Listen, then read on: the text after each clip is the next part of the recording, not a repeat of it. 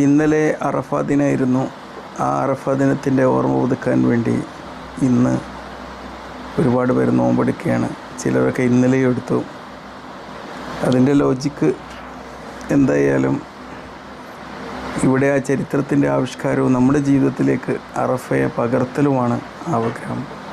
നമുക്കറിയാം, ജീവിതത്തിൽ ഒരുപാട് ത്യാഗങ്ങൾ സഹിച്ച ഒരു മഹാപ്രവാചകനായിരുന്നു, ദൈവത്തിൻ്റെ ദൂതനായിരുന്നു ഇബ്രാഹിം നബി, അല്ലെങ്കിൽ പ്രൊഫറ്റ് എബ്രഹാം. ദൈവിക പരീക്ഷണങ്ങൾ ഒരുപാട് വന്നപ്പോഴും അതിനെയൊക്കെ നിരന്തരമായ പ്രാർത്ഥനകൾ കൊണ്ടും ഈശ്വരനിലുള്ള പൂർണ്ണ സമർപ്പണം കൊണ്ടും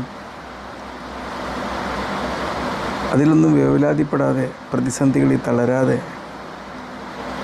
സമർപ്പണത്തിൽ പൂർണ്ണമായും ഉറച്ചുകൊണ്ട്. സമർപ്പണം എന്ന് പറയുമ്പോൾ നമ്മൾ മനസ്സിലാക്കണം, നമ്മുടെ ശരീരവും നമ്മുടെ ജീവനുമൊക്കെ 100% ദൈവിക സമർപ്പണത്തിൻ്റെ വഴിയിലാണ്. അതിലേക്ക് നമ്മുടെ ഇച്ഛകളെയും നമ്മുടെ ചിന്തകളെയും നമ്മുടെ ചിന്തകൾ രൂപപ്പെടുന്ന വിശ്വാസങ്ങളെയും സമർപ്പിക്കുക എന്ന് പറഞ്ഞാൽ ചെറിയൊരു ദൗത്യം മാത്രമേ മനുഷ്യന് ചെയ്യാനുള്ളൂ. അതിലപ്പുറമൊന്നുമില്ല. നമ്മുടെ എല്ലാ ശരീരങ്ങളും ദൈവികത്തിൻ്റെ സമർപ്പണത്തിലാണ്. ഒരു കോശം അതിൻ്റേതായ രീതിയിൽ പ്രവർത്തിക്കുമ്പം, ഒരു ജീൻ അതിൻ്റേതായ രീതിയിൽ പ്രവർത്തിക്കുമ്പം, ഒരു വൈറസ് അതിൻ്റേതായ രീതിയിൽ ചലിക്കുമ്പം, പ്രവർത്തിപ്പിക്കുമ്പം ഒക്കെ ദൈവവിശ്വാസമാണ്.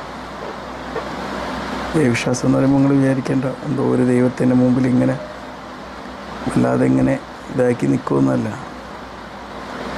പ്രകൃതി നൽകിയ നിയമങ്ങൾ ഫോളോ ചെയ്യുന്നതിന് തൊട്ടത്തിൽ പറയുന്നൊരു പേര് മാത്രമാണ് ദൈവവിശ്വാസം എന്ന് പറഞ്ഞാൽ. അതിലേക്ക് നമുക്ക് സ്വാതന്ത്ര്യമുള്ളൊരു ഫീൽഡാണ് ചിന്തിക്കുക എന്നുള്ളത്. എന്തും ചിന്തിക്കാനുള്ള സ്വാതന്ത്ര്യമുണ്ട്. ആ ചിന്തകളെ കൂടി ആ വിശ്വാസത്തിലേക്ക് കൊണ്ടുവരിക എന്നുള്ളതാണ്. ആ വിശ്വാസത്തിൽ കൊണ്ടുവരുന്നതിന് വിളിക്കുന്ന പേരാണ് വിശ്വാസം.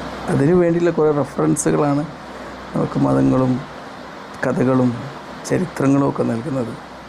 അതുപോലെ മനുഷ്യൻ്റെ ജീവിതത്തിൽ എന്നും ഏതൊരു പ്രതിസന്ധികളെ ജയിക്കാനുള്ള ഒരു ചരിത്ര മുഹൂർത്തമാണ് പ്രവാചകൻ ഇബ്രാഹിം നബിയുടെ, പ്രൊഫറ്റ് എബ്രഹാമിൻ്റെ ജീവചരിത്രം എന്ന് പറഞ്ഞത്. അദ്ദേഹത്തിൻ്റെ ഭാര്യയെയും മകനെയും ഒക്കെ അവിടെ തനിച്ചാക്കിയിട്ട് മരുഭൂമിയിലൂടെ ഇത്തിരി ദാഹജലത്തിന് വേണ്ടി ഭാര്യ ഓടിയാലിന്നൊരു നിമിഷമുണ്ട്.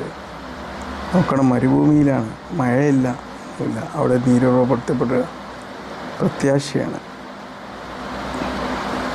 ഇന്ന് നമ്മുടെ ജീവിതത്തിൻ്റെ മരുഭൂമികളായിട്ട് പല കാര്യങ്ങളും ഉണ്ടാകും. നമുക്ക് ജീവിതത്തിൽ പ്രതിസന്ധികളുണ്ടാവും, പ്രശ്നങ്ങളുണ്ടാവും. അതിനെയൊക്കെ പ്രയത്നം കൊണ്ടും പ്രാർത്ഥന കൊണ്ടും മറികടക്കാൻ നമുക്ക് സാധ്യമാണ്. എല്ലാവർക്കും നല്ലൊരു അറഫ നോമ്പ് ആശംസകൾ നേരുകയാണ്.